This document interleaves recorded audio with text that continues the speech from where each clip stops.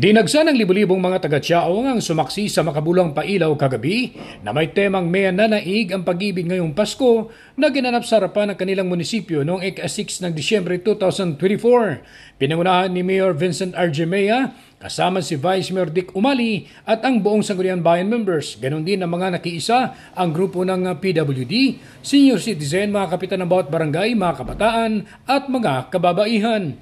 Naging panawing pandagal si Ginang Rosalie Escudero na siyang may-ari ng kilalang pasyalan sa nasabing bayan ang matanyag na Villa Escudero. Sa mensahe ni Mayor Vincent Argemea, binigyan din niya ang pagmamahal at pasasalamat sa lahat ng dumalo, lalo na sa mga taga-Tiaong na naging dahilan bakit siya walang kalaban sa darating na halalan 2025. Unang-una ho, nagpapasalamat po ako sa lahat ng sumuporta, lalong-lalo na po yung aking mga kababayan. Hindi po ho lahat magagawa ang mga programang ginagawa ko dito sa ating bayan kung hindi po sa suporta niyo. Alam niyo ho, tama po yung tema natin dito sa Tiaong, may pag-iibigan. Alam niyo kung bakit? Ngayon ho, buong-buo na ho ang 31 barangay. Magkakasama na ho kami lahat. Kaya palakpakan po natin lahat ng kapitan na dito.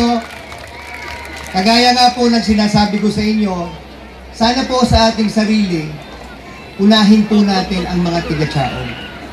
Wala na hong iba kundi yung ating sariling mga kababayan at ang ating sariling dito sa ating si Tiaong.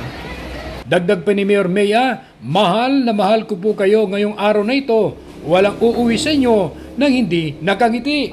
Kasunod ng pagliliwanag ng bulwagan, kasabay ng fireworks display na nagsisimbolo ng magandang Pasko sa bayan ng Tiaong, Quezon. Agad pansin din ang mga ginagamit na materials ng pailaw ay hango mula sa recycled materials, the best effort ng mga empleyado ng munisipyo na ibinida ng alkalde. Tuwang-tuwa naman ang mga sumaksi at namasyal sa lugar dahil napapanatili nito ang diwa ng Kapaskuhan. Bukod sa nagagandang Paskong pailaw ay nagkaroon din ng pamimigay ng regalo sa mga chikiting. Pati ang mga tatay at nanay sobrang nag-i-enjoy dahil libre sa rides at pagkain. Kaya't mapapasanol ka na lang sa kanilang bayan. Tara na, ating pasyalan ang bayan ng Tiaong, Quezon.